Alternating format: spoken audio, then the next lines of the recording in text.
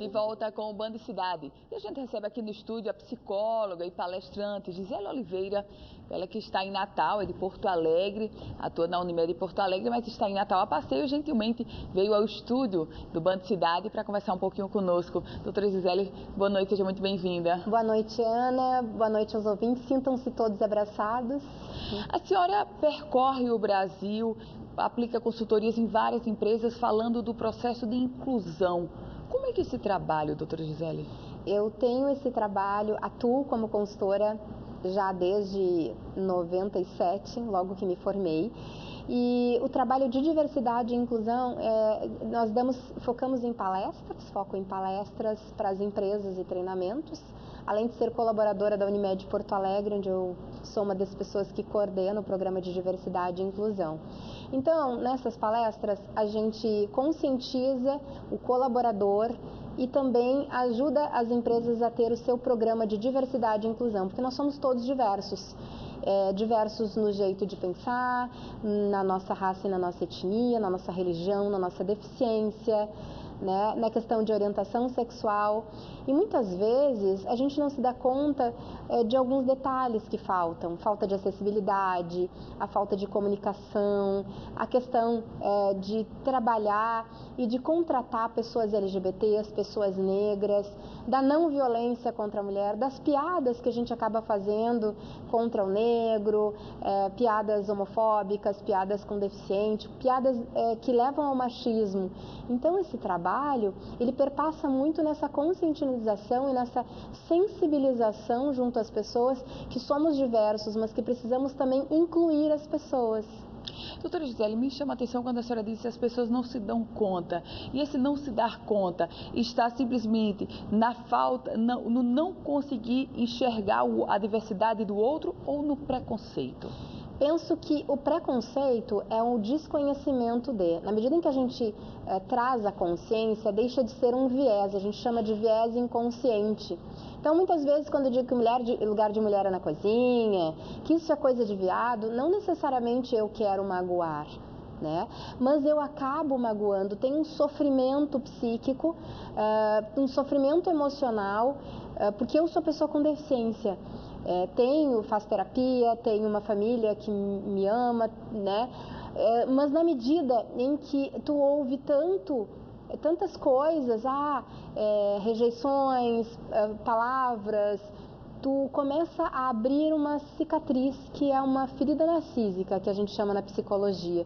Então as duas coisas, Ruth, eu acho que tem o desconhecimento das pessoas e também a falta de consciência. Então a gente precisa trabalhar o conhecimento e também trazer a consciência. Olha só, você não deve falar que, como a gente ouviu já no futebol, né, muitas vezes uma pessoa negra ser chamada de macaca. Gente, isso não é falta de informação, isso não é inconsciente, isso é muito consciente e está mais do que na hora da gente acabar com o racismo, que a gente não fazer mais com que não haja o machismo, que a gente trabalhe as questões aí de não violência contra a mulher, respeitar as pessoas LGBTs e mais, trazê-las para dentro das empresas, contratá-las como pessoas competentes, como fazem as pessoas com deficiência, que a gente tem toda uma legislação e que hoje já são contratadas, mas que ainda é em número muito inexpressivo. Doutora Gisele, nesse trabalho que a senhora faz junto às empresas de todo o país, o que é mais difícil? É conscientizar o colaborador ou o líder, o gestor? Eu acredito que ambos, mas o líder a gente precisa provar e mostrar através dos números e do impacto que tem um bom clima, o impacto que tem para o negócio, para a estratégia de negócios, né, que a humanização e a diversidade trazem. O colaborador, a gente percebe que um trabalho trazendo a empatia através de dinâmicas e atividades, a gente consegue trabalhar esse colaborador e ele precisa ser um programa contínuo. Mas os líderes, eles precisam realmente entender que a diversidade e a inclusão fazem parte da sua estratégia de negócios. E nesse contexto da inclusão, há algum desses segmentos a serem incluídos que a senhora percebe uma resistência maior? Por incrível que pareça, Ana, a questão da deficiência hoje, ela já é um pouco mais aceita. Não que todos os deficientes estejam contemporizados, muito pelo contrário. Nós temos muitos deficientes, quanto mais grave a deficiência, menos inserção no trabalho, no mercado de trabalho, menos acessibilidade a gente percebe.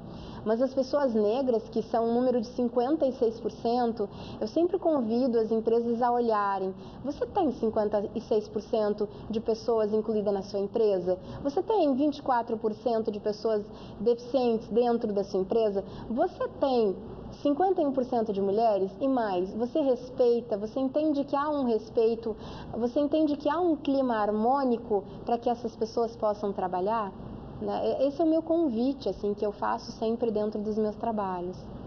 E há algum tipo de empresa que a senhora percebe ser mais resistente para esse trabalho, para esse processo de inclusão? Não. O que acontece é que quando uma empresa se abre no seu mais alto escalão, a gente consegue acessar, não importa se é serviço, se é indústria, se é comércio, mas a gente precisa ter alguém que abra as portas, alguém que entenda que esse tema é urgente. Então, não existe uma empresa ou uma instituição que tenha mais resistência. Hoje, a gente consegue acessar as empresas, mas a gente precisa ainda muito se perguntar, será que a minha empresa já está falando de diversidade e inclusão? E mais, será que a minha empresa está tendo uma atitude, um recrutamento e seleção com foco na diversidade e na inclusão? Será que minha empresa está sendo acessível? Será que minha empresa está trabalhando todas as questões de maternidade, de questões culturais? Eu venho do Rio Grande do Sul e aí as pessoas dizem, nossa, como vocês falam bar? E o que é bar? Bar é como pronto aqui no Rio Grande do Norte, aqui no Nordeste. E eu acho lindo essa interação cultural, porque eu estou aberta. Mas se eu não estivesse aberta, daqui a um pouco eu poderia pensar que meu sotaque está incomodando, ou sentir que o sotaque de vocês estão me incomodando. Então, estar aberto à inclusão é valorizar esta pessoa, valorizar essa cultura. Doutora Gisele, a gente está quase chegando ao finalzinho, Sim. Mas eu iria só fazer mais uma pergunta para a senhora. Claro. Quando a empresa promove a inclusão, melhora a autoestima dos seus colaboradores? Totalmente, melhora a autoestima, o clima interno e mais, melhora os resultados, os impactos do negócio, porque muitos dos produtos que uma empresa vai fazer, se ela não tem uma diversidade, se ela tem só pessoas brancas, ou só mulheres, ou só homens, elas não conseguem fazer um produto criativo. Então, é isso que a gente trabalha também com os líderes. Há uma estratégia de negócios e precisa ter criatividade e, acima de tudo, humanização, porque todos nós podemos agregar e construir uma empresa muito mais sólida. Doutora Gisele Oliveira, psicóloga, palestrante, alegria recebê-la aqui. Muito obrigada. Gratidão e um grande abraço a todos vocês. Muito obrigada e boa noite. Boa noite. E o Band Cidade vai ficando por aqui. Lembre-se que todas as informações da política você confere no politicainfoco.com, um site especializado na política do Rio Grande do Norte e do Brasil. A gente volta a se encontrar amanhã aqui na tela da Band. A você uma ótima semana, boa noite e até lá.